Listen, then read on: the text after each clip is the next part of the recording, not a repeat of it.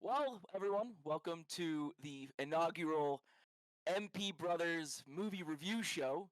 That is a very working title. Yeah, And definitely.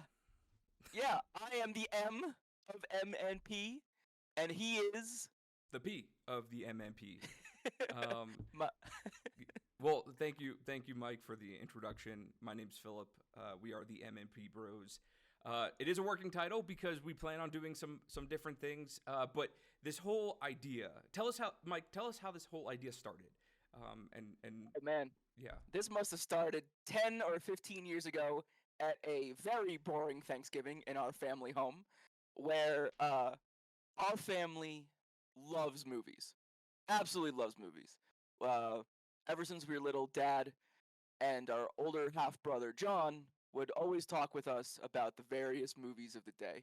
And lo and behold, we caught the bug. yeah, yeah. No, I think we absolutely caught the bug.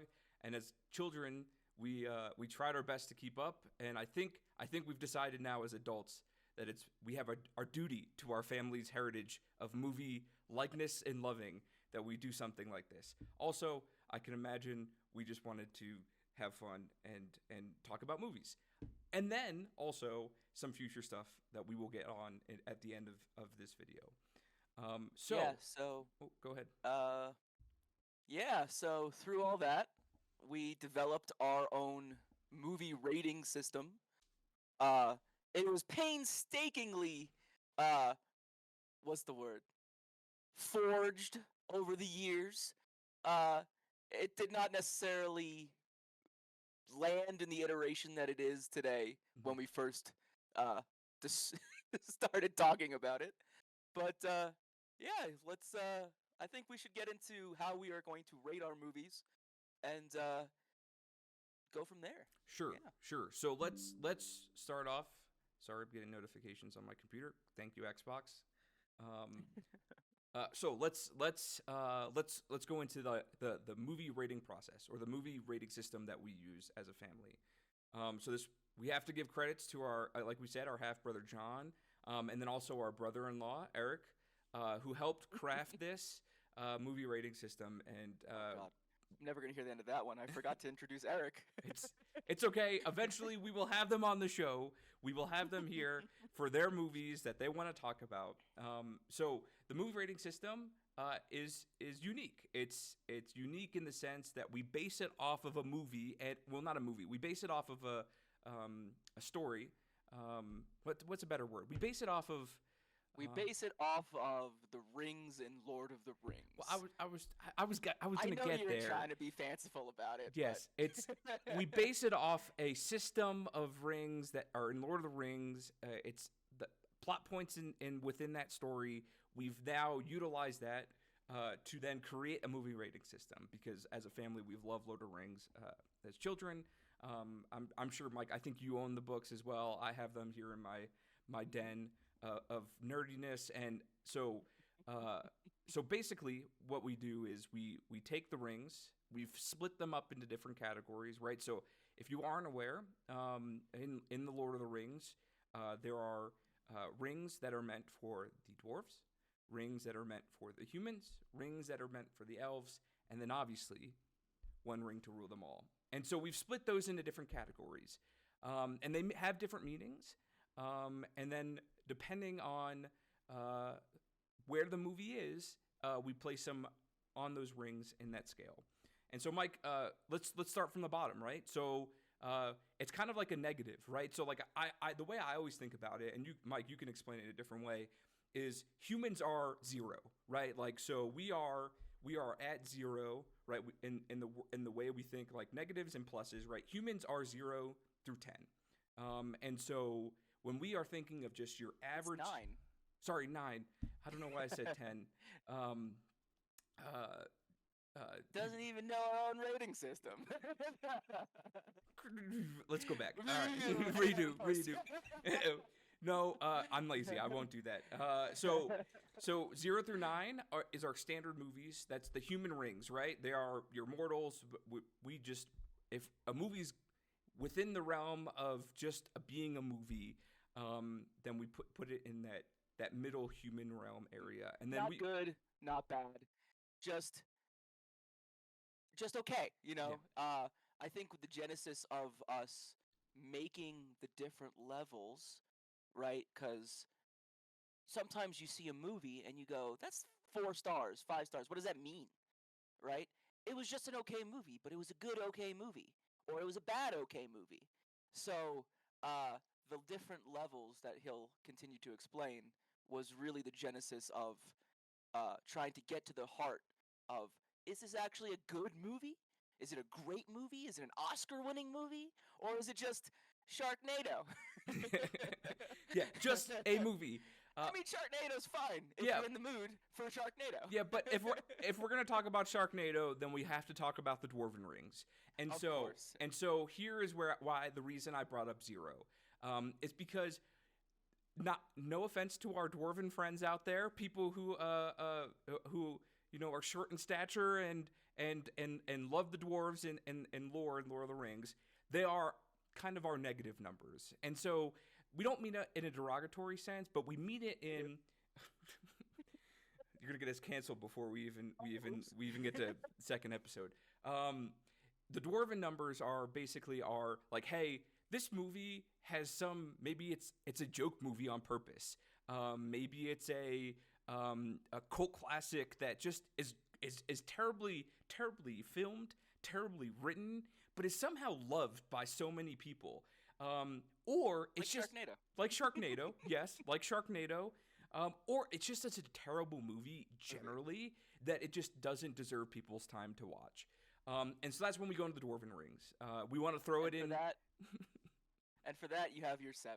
Yeah, and that you have your 7. We want to throw those away in the caverns to never be seen again. I'll wake up the Balrog. Yeah, hey, listen, be careful. We'll get there. I'm joking. Balrog's not part of the rating system. Maybe, yeah, I don't know. We'll figure it out. I don't think so. I don't think we've ever included like other parts of the Lord of the Rings lore into the rating system. All right, so we've talked about the 7 Dwarven Rings, the 9 Mortal Rings, and now we have. Oh, sorry. Go. No. If you want to go, you could talk about the next rings. So then we have our 3 Elven Rings. 3 Elven Rings are reserved for a great movie. Objectively, it is a good movie, right? But how good is this good movie? Is it one being a good movie but lower on that great scale?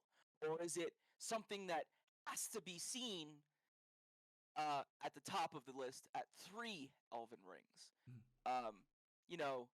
Things that come to mind would just be, movies that we've all come to agree at that are just spectacular movies. Maybe a Shawshank, maybe a Saving Private Ryan for some of our war movie buffs.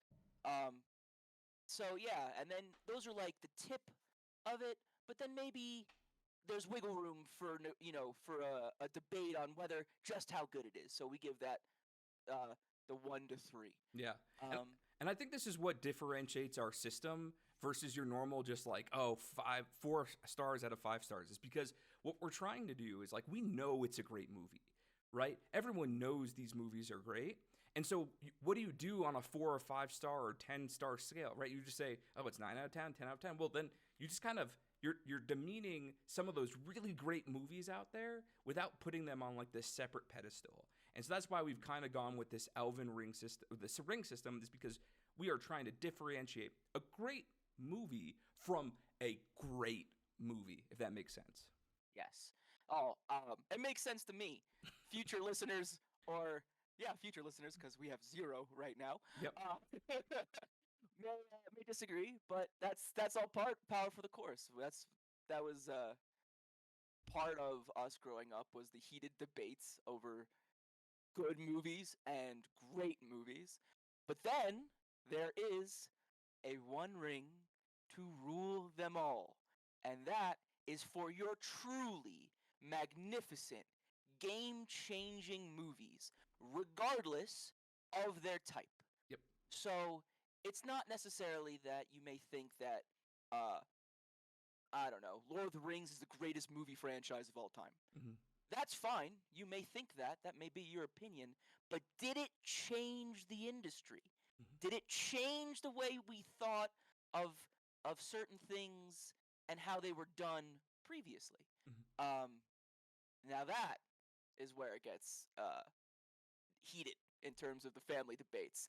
Um, I'm trying to think. There was one movie when we were arguing. It was a James Bond movie. I just Mhm. don't remember which one. Mhm. And John argued that it changed the game forever.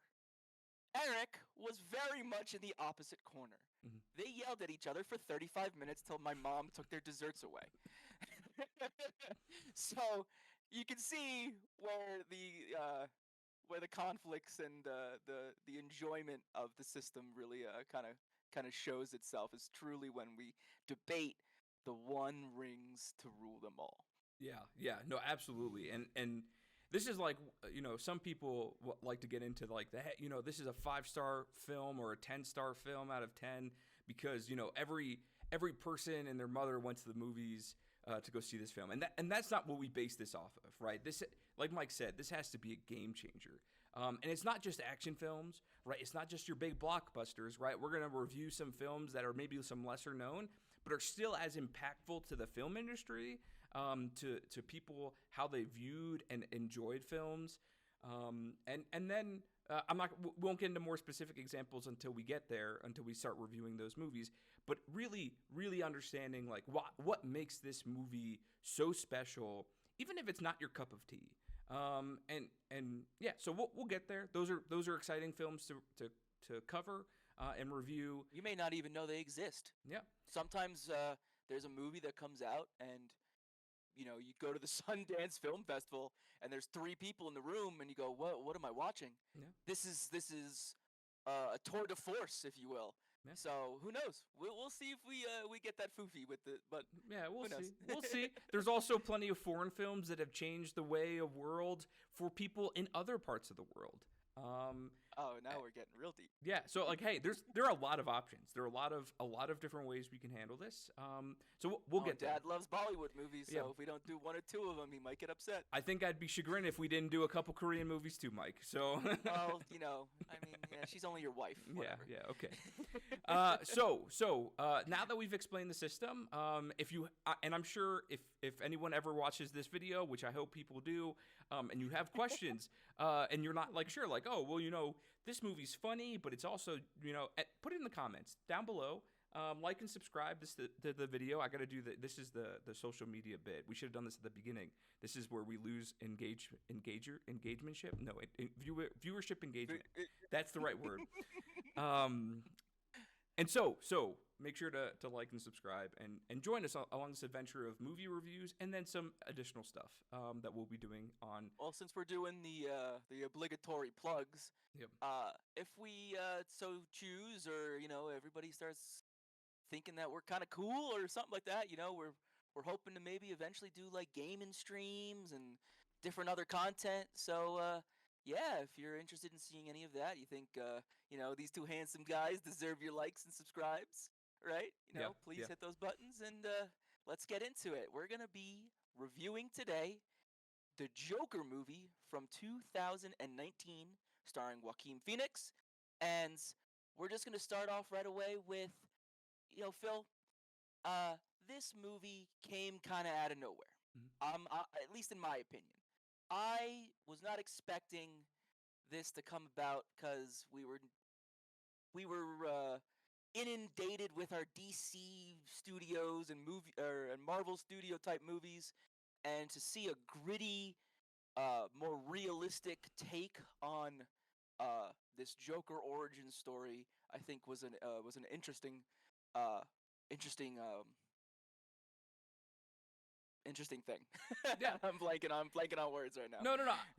I get that because from my perspective, I didn't see this movie coming because I didn't think they'd want to make this movie. The reason I didn't think they didn't want to make this movie is because of Heath Ledger's Joker in the Dark Knight series. Which he won the Academy Award for Yeah. Best Supporting Actor. Yeah, and to me, I always said eventually they're gonna have to make more Batman movies, and obviously if you make more Batman movies, as a guy who reads a lot of Batman comics, Joker is always there, right? And so, we had Jared Leto's Joker, right after Heath Ledger. We had from the let's just not talk about that one. Just, yeah, but we have to mention it. It exists, right? It exists. It exists. Then we had I'm forgetting his name right now, but he's in the TV show Shameless, and he's also the video game character for that Jedi series. He's Ginger. I can't. Sorry, it's not top of my head. But his Joker.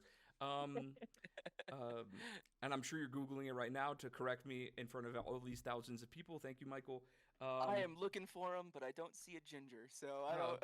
Well, I mean, he obviously changes his hair throughout. I'll get to. We're gonna edit this out in post. Yeah, we'll cut it right here. Jedi Fallen Order. What's his name? Is it Troy Baker? Is that who you're No, it's the guy who plays Cal Kestis in the Jedi games. Who's the actor for this? Cameron Mahagan. Is that how you pronounce that name? Cameron. I haven't pulled. Oh up. yeah, Yes. Monaghan. Cameron Monaghan. Monaghan. Yeah. Yeah. So, and we're back, and Cameron Monaghan from Shameless and Jedi the Jedi games, the Star Wars games, his Joker. And so, and they got a lot of shit for their portrayals of the Joker. Don't right? say shit. We gotta edit that. That's right. We'll keep it PG. They got a lot of flack for their portrayal of the Joker, and it's always in comparison to a Heath Ledger. A Heath Ledger. Or even a Jack Nicholson. Yeah. The Crown Prince of Crime. Yeah. But then I think what was so good about this movie was all of those Jokers are kind of comical, right? The comical version of Jokers, but we got a real gritty Joker in this movie. Yes. So we touched on all of that, and just for those who may have not seen the movie just yet, don't know where you've been, but in case you didn't, basically the summary of the movie so far, as just going into it without knowing anything, is the main character, played by Joaquin Phoenix, his name is Arthur Fleck. And in the movie, he's a socially inept clown for hire, right? He aspires to be a stand-up comedian, all while working a day job, dressed up as clown, and holding up signs on the side of the road, doing some, advertising work. That's kind of where we start this movie, because the opening scene of this movie is Arthur on the side of the road, holding up a sign, doing the flippies and trying to get attention for the shop that he's working for, and then he gets his pockets picked by a bunch of kids. When the kids run away, he chases after them, and then ends up in an alley where the kids subsequently beat him up. Yep. And we're then introduced to this new world set in the 1980s of our Joker. And that's where we start. Yep. And while we're talking about that, we'll be playing this, and you guys probably see this in the video, is this opening scene. And so you see this reality, this grit. This is Gotham in its realness, right? Not in some fanciful world or from 1,000 feet on some gargoyle statue looking down. This is Gotham to its real. And then we move forward, and I think there's a lot of good themes in this movie, Mike. There's, especially in 2019 before COVID hit, we were kind of going through drug crisis, mental health crises in Yes. America. And we still are. Still are. And so what we see is this movie start to hit home this kind of mental slip that Arthur goes through. And I think that's an important theme because, one, at least from my perspective, is it kind of hooked me into the story. I was like, I want to see where this goes. I know what the Joker does, right? Joker's crazy. Joker wants to kill people. Joker ultimately wants to get to Batman. But in this reality gritty series, or this movie, where Batman isn't even mentioned, it's this mental slip that creates this Joker. Throughout the movie, the only indication that Batman is even part of this universe is the title of the movie. Everything else is solely focused on who we assume is Arthur Fleck for those who know the meta. there's no indication that it's a Batman universe except for Arthur Fleck being the quote unquote Joker. Um, and that's only known, like I said, through the title of the movie. So this is a true version of an origin story. Whether it's real or not, we will come to find out later in the movie. Hmm. And uh, really agree that it's good to see, or it was interesting to see, uh, the realness, the grittiness of it. It's not dolled up. It's not brightly lit of a movie. Just so both of you, or excuse me, just for our listeners to be aware, Phil and I, throughout our high school years, were in television and TV production. I went to college for telecommunications and film. So if we get a little stickler and nerdy about some of the lighting and camera shots throughout this video, please bear with us. Uh, we may not be correct because, we've been out of the game for a little while, but, it is always appreciated when certain things happen and certain scenes are framed in a way that give you that extra feeling of, oh, okay, this is real, or this is an attempt to be more real, Hmm. versus a brightly lit, Thor coming in with his cape kind of deal. Yeah. And that's not a knock on Marvel movies. That's just a different approach. Yeah, yeah, absolutely. And by no means are we professionals. I think we will make it clear throughout this adventure of making movie reviews Yeah, that that's we the are only time I'm professionals. dropping. Yeah, I'm dropping education. we aren't professionals. The reason why we created this system, this movie rating system, is because we wanted laymen, right? Not professional reviewers, not professional movie producers and filmers and actors, who get on their high pedestal and critique movies and expect some He's big. not bitter, guys. I promise. No, we are just like you, right? We are here to enjoy good movies. We are here to provide our input because what else is the internet but for us to yell in the void about something, and then ultimately is just to get on with our lives and enjoy more good movies. You can watch this review and absolutely disagree with us the entirety of the, and we appreciate that. Let us know in the comments if you disagree with us, and then subscribe. Because I'm gonna put a meme in there that says, "You're not just wrong, you're stupid." I appreciate that, Mike. And it doesn't matter if you disagree. It doesn't matter if you agree. We appreciate those who agree with us because maybe that's a little bit nice for us. But ultimately, it's, can we explain to you why we enjoyed the movie or why we think we didn't enjoy it or why it's on this scale? And then to have a conversation about it. Just like we're back home at Thanksgiving. Just like we're back home enjoying family time with our brothers and our father and being able to just explain movies from our point of view. So let's get back to some of the other things that happened. Mike, actually, I wanted to get to a point that you mentioned with regards to how the movie was filmed and how it was shot. I think one of the themes that I saw from the movie was this kind of isolation of Arthur Fleck from normal society, right? As he's going through this mental slip, he kind of retracts from society. He gets, spoilers, because it's a movie review, he gets fired from his job, right? Because of issues. He starts to encounter crime and then commit crime, right? I think one scene that really pops to me is the train scene, right? The first time where he murders somebody, right? And the reason why that really popped for me was because some of the filming of that was like far back on other train platforms, and you were kind of watching it from a distance, especially where he started running away at the end of the scene. And that, having not watched the movie for a while, I still remembered that because it kind of like honed home to me that like, hey, crime is kind of this like isolated thing. You commit it, then it kind of just exists in the world now.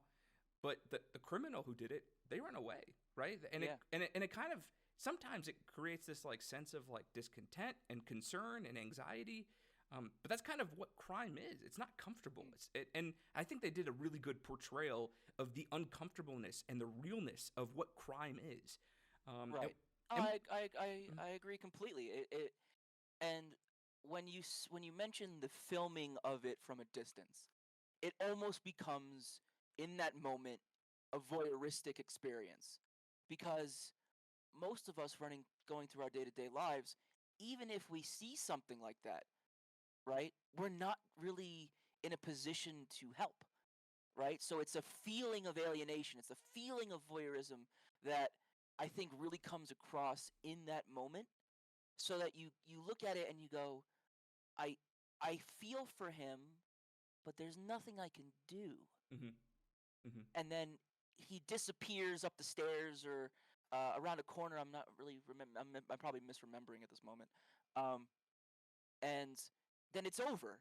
It's in that, movie time is different than real time, but realistically, it's probably about 15 or 30 seconds in real life. Mm-hmm. So it's over in an instant, and then it's back to back to normal. And then the next scene we get is completely disassociated from that moment. Mm-hmm. So it's interesting, like you said, to the feeling of isolation that he gets in that moment, and then us watching that isolation. Yeah. And I think it's a good point at the end where that scene changes and now it's totally disassociated. That also goes to the fact that our narrator, our storyteller in this, which is through the lens of the Joker, maybe isn't being fully truthful with us, and or is kind of like mixing and matching the story to confuse us. Right, which is great, because that's an excellent point, because that is the heart of the Joker character. Mhm. For years and years and years, we had no idea who the Joker was, or if he was even telling the truth. And then if you're a comic book nerd, you know that recently DC, in the past, oh my gosh, it must have been the past 2 years or so, they finally released the identity of the Joker, which I have in my room, all three of the comic book series. Mhm. Uh, you didn't know who he was. You didn't know if he was telling you the truth. And that was a theme throughout all the other Batman movies where Joker was part of it. You want to know how I got this scar scene? Well, there's three of those scenes and three different stories. Yeah, yeah. Yeah. Yeah, it's and I think they and not to continue saying how much I like this movie, to not give away what I think my rating will be at the end of this. But I thoroughly enjoyed that, knowing the background, that it's kind of like, hey, the Joker's never really told the truth because he's always playing the game, right? He's always Oh, I playing don't his think game. he even knew the truth.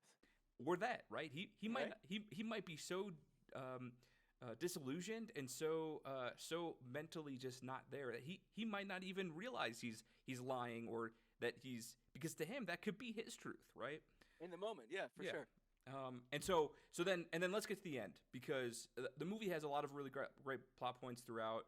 There's some great moments of suspense and anxiety, and then we get to the end, which is this kind of, it's not like a climax. It's like this weird, and this is my only gripe with the movie, is how the movie ends, um, because there's kind of like this I don't want to say exodus, but it's kind of like this like final moment where he takes form with the Joker and he's like, yes, I am, and then he's not, and so like you're kind of guessing, and maybe Michael, you like this part because this is kind of typical Joker. You're like, where am I with him?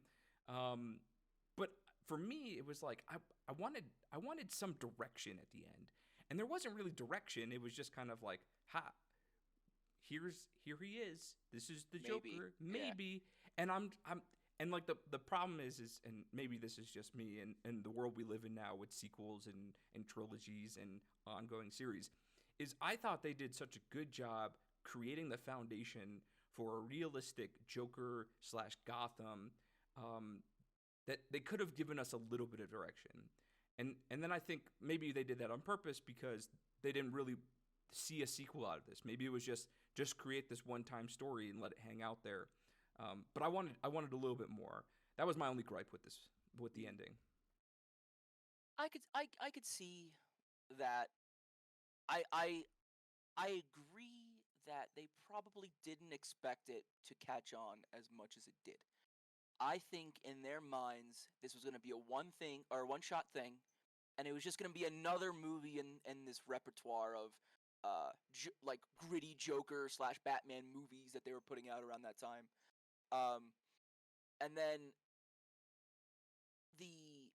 the the performance of Joaquin Phoenix in this is what really sold it to people. So his performance and um, the traction it garnered the movie, I think, is what made them go, oh, we should probably make another one. Which is what they're still in talks of doing at this time. Uh, the writer's strike, I think, just ended, about a week or two ago at this point, Mm-hmm. because it's October 15th. So, it was on hold for a little while. Yeah. But, with that being said, back to the movie, they probably didn't think this was going to be anything other than that. This a one-shot movie. But that's okay, right? That's okay because, in my opinion, it's quintessential Joker. It's quintessential letting you think you knew what was happening, to be lied to, then dangled the truth maybe a little bit in your face, and then, oh, wait, that's a lie too. And you have no idea what's going on, and you kind of come out wanting more. Mhm. What I really appreciated about that last scene in the asylum was you didn't know it was the asylum the whole time. Because there's a scene at the beginning of the movie, for those who didn't notice, he's in a similar room with a similar clock, talking to a similar person at a desk. And then it flips at the end of the movie to a white room with a doctor with the same clock in an asylum. Right? So, was he crazy the whole time? Was he telling the story to her the whole time? Was it made up? Was it real? Was it his version? Was it somebody else's version? So, in the truest sense, I think that was good, because I like the Joker craziness of it. The not the no way is this founded in reality. Most likely, it is just him trying to justify, I'm a psycho and I just happen to kill everybody. and then create a horde of people who are now on my side, who also want to kill everybody and cause mayhem. Right, which is again, how you start the Joker gang. yeah, the Joker gang. Yeah, absolutely. So I think we can both agree that it was a great movie. I think generally speaking, it was fun to watch. It was dark and gritty, like we wanted from a Joker kind of, an initial story to the foundations of the Joker. And I thoroughly enjoyed watching it. I don't think there was a moment where I was like, this is kind of boring or stupid. And so now we get to the review part, Mike. The rating part. The rating part, which is important. Ooh. Yeah. Do I want to go first? Do I want to break this? I think do you want to go first? No, I think we could do a couple of things. So I think in this sense, we enjoyed the movie. It was well shot, well written, had good thematic elements of it. I don't think we're in a Dwarven Ring setting for the Joker. By no means. And don't worry, folks. We will eventually review a Dwarven Ring movie, so you get an idea of where we're coming from with Dwarven Rings. But we're going to put that aside today. And then, Mike, disagree if you like, but I don't think this changed the game. I don't think this was a movie that has changed how we watch movies, changed how movies are written, etc. And for my opinion, this is not a one ring to rule them all. So I think, and you can agree or disagree. You're muted currently, so if you do talk, you're unmuted now. You can agree or disagree with me if you think this is a one ring to rule them all. But I don't think we're there. I think that I will understand people's arguments for possibly a game-changing event in the way Joaquin Phoenix acted. Maybe, right? He was great. I always tend to disagree with people starving themselves and doing radical body transformations like he did to play this role. But that's just more of like a safety thing, and it's not an indictment of him at all. I just always find it like, dude, you don't have to kill yourself to do this. Like, it's okay, right? You don't have to like eat a sandwich, please. I mean, he did win an Oscar for it. Yeah. So he won the best performance by an actor in a leading role in 2020 for it, right? So it was a great performance. I don't think it changed the game. Mm-hmm. Yeah, and I think for a one ring to rule them all, it has to be all encompassing, right? It can't just be we give this because of one person's portrayal of the character.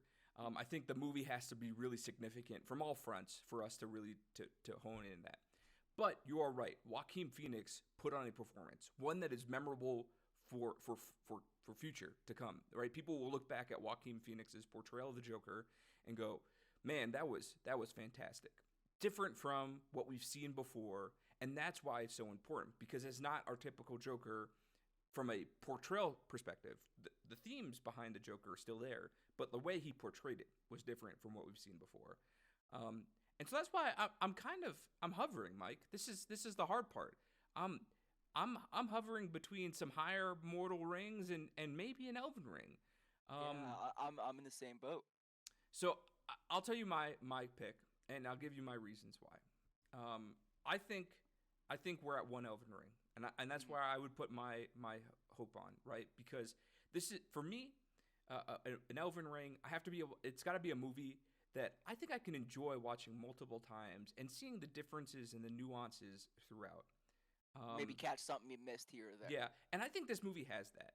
I think having seen this movie a couple times, I I always found myself seeing something new or seeing something like a hidden, like especially that what you mentioned, Mike, the beginning and the end of the movie. I don't think I noticed that the first time I watched the movie. I think it took me a You're second. referring to the room with the Yeah, clock and the room everything. with the Yeah. clock. Yeah, because you when you watch it for the first time, you kind of forget what happened right at the beginning because you're like, that's maybe that wasn't important. Maybe they're just setting a scene. And then after you watch it a couple times, you're like, oh, there's actually some hidden things in here that Mhm. are helping move along those what the director and the producers were trying to portray and the craziness of the Joker. Um, and the reason I think it's an Elven ring, aside from a Mortal ring, is because it's also got everything else that you would want in a Mortal ring. Right? It's got great filmography, at You least mean from, Elvin? or sorry, from Elven Ring. It's got great filmography. It's got great acting. It's got a pretty good story. I mean, I enjoyed the story. I think the because of the ambiguity of whether or not it was real, always lends to like, oh man, did they get me? I think they got me, Hmm. and I was like, man, that's pretty cool. I want to watch this again.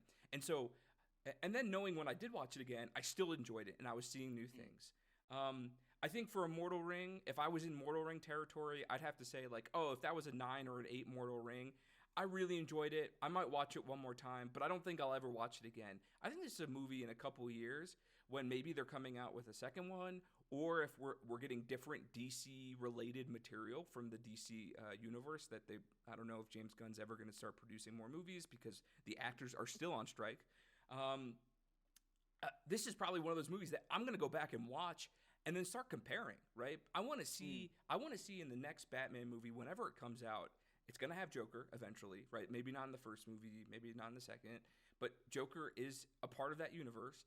I want to see how they portray that and then compare it to Joaquin Phoenix's portrayal of the Joker. Mm. And I think that's why it's an Elvin because this is something I'm going to start basing my Jokers off of and how they portray Okay. it.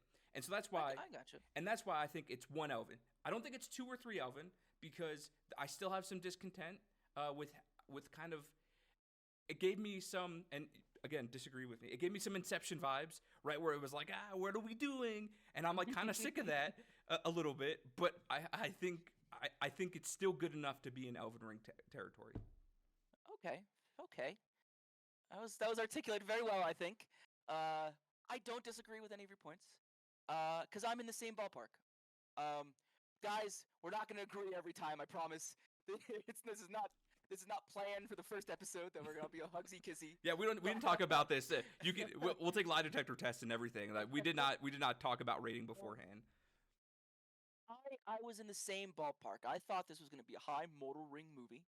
I was thinking probably 7, 8, 9, going into it, and because it's another one of these superhero comic movies, and I was not expecting him to perform the way he did.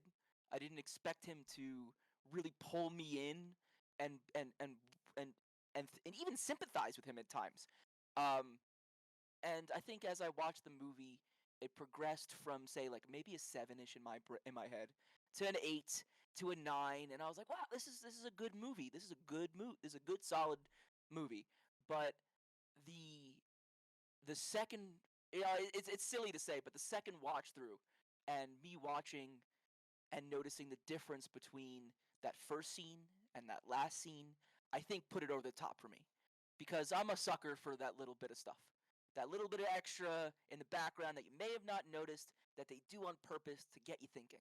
And I think that's what put me over the edge to a one Elven. Will I watch it every Sunday? No. Am I gonna watch it when it's on TV? Maybe. Uh, am I gonna go back to it every so often? Probably.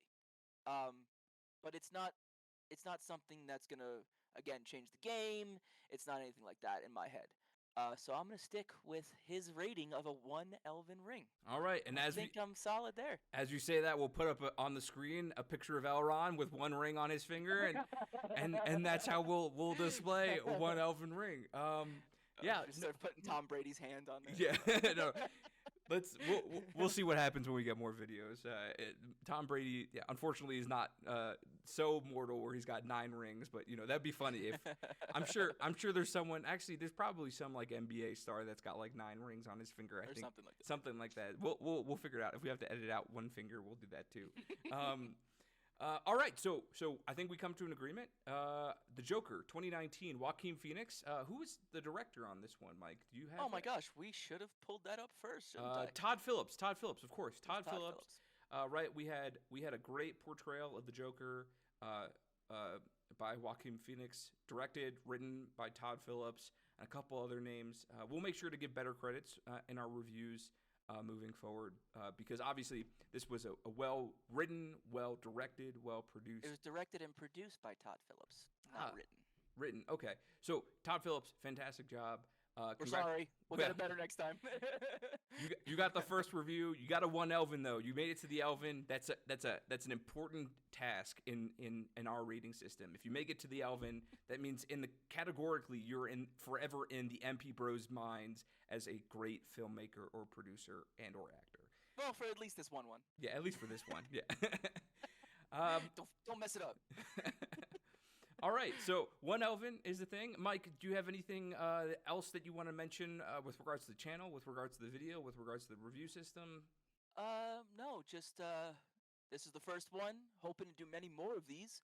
I had a blast doing this first one actually, and that's not a lie, just for him. So yeah, no, thank you for watching. Hope to see you next time. Don't forget to like, share, subscribe. Or don't. We do this for fun. Yeah. Right now, at least. Yeah. Right now, we are absolutely doing this for fun. This is something that we've been wanting to do since we were kids.